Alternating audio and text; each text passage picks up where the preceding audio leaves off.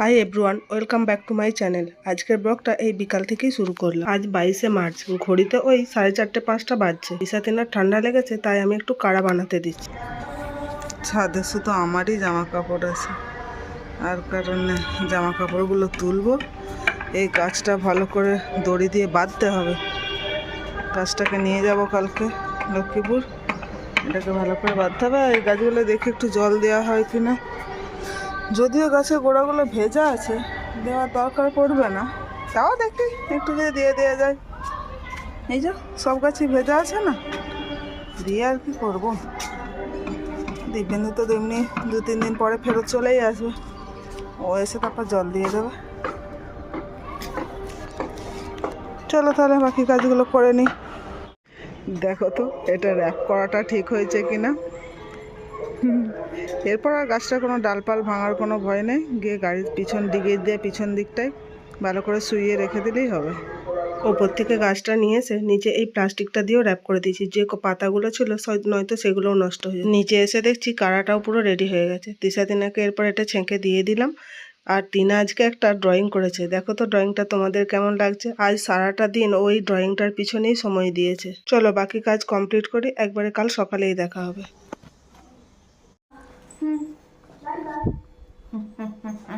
ফোনটা নে, তোর ভাব নেওয়া হয়নি। চল, আচ্ছা কে কটা বোতল নিলি? আমি 3টে। ওই ব্যাগে ভর, ব্যাগে ভর, ব্যাগে ভর। ব্যাগে একটা ভরে দিয়েছি। আরেকটা বলে তুই একটা ব্যাস ব্যাস ব্যাস, চলো চলো আমি নিয়ে নিচ্ছি। চলো না, এটা ধরো, এটা ধরো, ঘুরিয়ে ধরো। চাবিটা কার হাতে? আমার হাতে। চলো বাইরে চলো। আচ্ছা আমার জুতো বের করি। এই গাছটা গাছ নিয়েছি। আবার আসবো? কেন আসবি?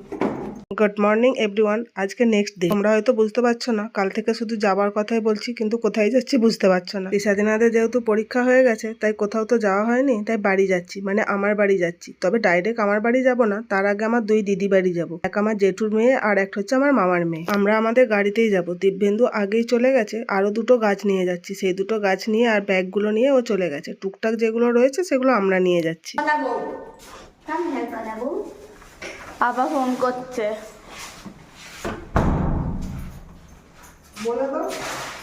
আমাদের যেহেতু বেরোতে দেরি হচ্ছে, তাই দিব্যেন্দু ফোন করে জিজ্ঞাসা করছে যে আমরা কি রেডি হলাম নাকি আরো দেরি হবে। তোমরা হয়তো তিশাতিনাকে দেখে ভাবছো এরা এরকম সোয়েটার টুপি পরেছে কেন। কারণ কয়েকদিন আগে বৃষ্টি হয়েছে, 1-2 দিন আগেই বৃষ্টি হয়েছে। কালকে দেখাচ্ছিলাম না, গাছের জবগুলো সব ভেজা রয়েছে। বৃষ্টি হয়েছে, একটু ওয়েদারটা ঠান্ডা ঠান্ডা রয়েছে, ওদেরও একটু ঠান্ডা লাগছিল, তাই জন্য বললাম এগুলো পরে নে।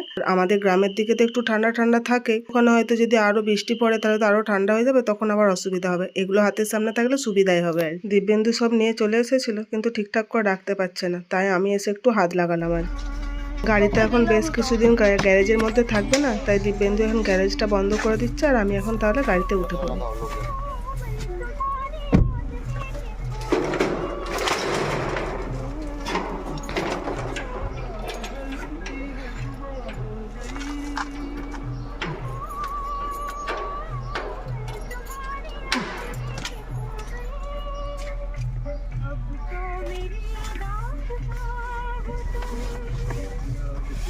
দুজনে এইদিকে তাকাও। ও বাবা তাকাও না, সামনে কি আছে একসাথে তাকাতে পারে না। চলো আমরা এরপর যাত্রা শুরু করি। রাস্তায় আর কোনো ভিডিও করবো না, একবার ওখানে পৌঁছে।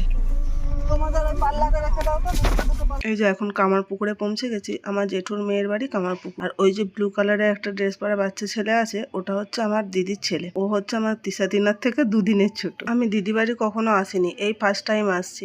তাই বোনপোকে বলেছিলাম একটু আগে আসতে, মানে জামাইবাবুকে বা বোনপোকে, তো বোনপোই এসেছে। এরপর নিয়ে যাচ্ছে ও আমাদেরকে। একটু ভেতরের দিকে হেঁটে অনেকটা যেতে হয়। আমরা বাড়ি থেকে তো বেরিয়েছিলাম ওই 6:30 10-15 থেকে 6:30টার মধ্যে আর কি। তো আমাদের তো কিছু খেয়ে আসা হয়নি। এবার দিদি বাড়িতে গিয়ে একটু ব্রেকফাস্ট করবো, কিছুক্ষণ থাকবো, ঘন্টাখানেক, তারপর আবার বেরিয়ে যাব আমার মামার মেয়ের বাড়ির দিকে। তবে এই ভিডিওটা শুধু এই রাস্তা পর্যন্ত হয়েছে, মানে দিদিদের ঘরে ঢোকার আগে মুহূর্ত পর্যন্ত। তারপরে ঢোকার পরে তিশাতিনা ফোন নিয়ে বসে গেছে, আর আমাকে ফোন দেয়নি। আমি দিদির সাথে কথা বলছিলাম, দিব্যেন্দু জামাইবাবুর সাথে, বাস। তারপর আর কোনো ভিডিও করা হয়নি আর কি।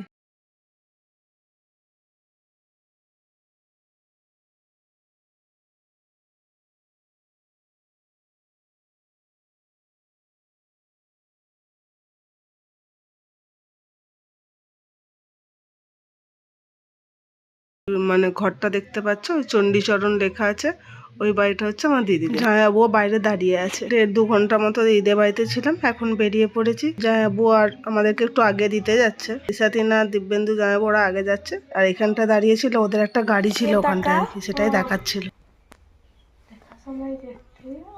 কে বলেছিল তোকে? তো দাদুন দিদুন বললো যে কালীপুরে নেমে যায়। আমি মা হাই কর, হাই। Bye bye. দিনা উঠায়। इधर पापा कपाल कुछ के মার কি আছে? এখন আমার মামার মেয়ের বাড়িতে, এই দিদির বাড়িতে অনেকক্ষণ পৌঁছে গেছি, 2টো নাগাদ। এখানে আসার সময়ও কোনো ভিডিও করা হয়নি, আর এসেও কোনো ভিডিও করা হয়নি, কারণ ওই একটাই রিজন, তিশাতিনা আমার ফোন নিয়ে বসে গেছিল। আসার পরে আমাদের খাওয়া দাওয়া হয়ে গেছে, এখন আমরা একটু রেডি হয়েছি, একটা জায়গায় যাওয়ার আছে, সেই জন্য। যাকে দেখলে একটু আগে, ওটা আমার দিদি। এই যে এখানে যে দাঁড়িয়েছে, এটা আমার দিদি। আর যেখানে যাওয়ার আছে সেখানে দিদিকে, মানে দিদির সাহায্যেই যেতে হবে আর কি, রাস্তাটা দিদিই জানে। সেখান থেকে ফিরে আসার সময় দিদিকে বাড়িতে নামিয়ে দিয়ে আমরা বাড়ি চলে যাব। সকাল থেকে এত গাড়িতে ঘোরা হয়েছে, তাই তিশাতিনার আর ইচ্ছে করছে না, ওই জন্য ওরা বিরক্ত হচ্ছে, যেতেও চাইছে না, কিন্তু কিছু করার নেই, যেতে তো হবে। আমার ভিডিও তোমাদের কেমন লাগে সেটা কমেন্ট করে জানিও। যদি ভালো লেগে থাকে তাহলে একটা লাইক করে দিও ও শেয়ার করে দিও, আর আমার চ্যানেলটাকে সাবস্ক্রাইব করে নিও প্লিজ।